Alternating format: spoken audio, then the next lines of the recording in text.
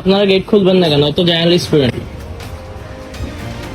বলেন আপনারা কেন খুলতেছেন? ও তো journalist student, varsity student, ID card দেখানোর পর আপনি গেট খুলতেছেন না কেন? এই গেট বন্ধ করার পারমিশন কে দিচ্ছে আপনাকে?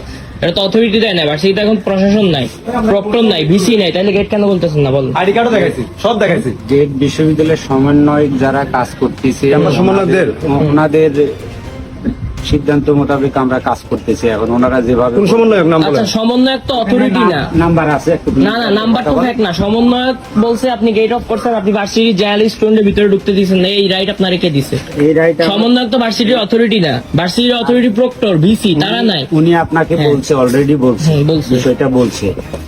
এখন সমন্বয়ক দেখে মানুষকে চিনে রাখতে হবে। না, আপনি সমন্বয়ক বলছে ও ভার্সিটি স্টুডেন্ট, ওরা ঢুকতে দিবেন না, এগুলো সমন্বয়কের বলবেন না কথায় কথা। campus চলবে? সমন্বয়ক তো ভার্সিটির অথরিটি না যে সে বলছে গেট অফ করে আমি রাখবে, gate কারো দিয়ে ঢুকতে দিবেন না। ভার্সিটি নাকি শাটডাউন চলে, সমন্বয়ক অথবা আমরা যাই না, বলে গেছে। সমন্বয়কের শাটডাউন রাখছে, আমরা যাই না।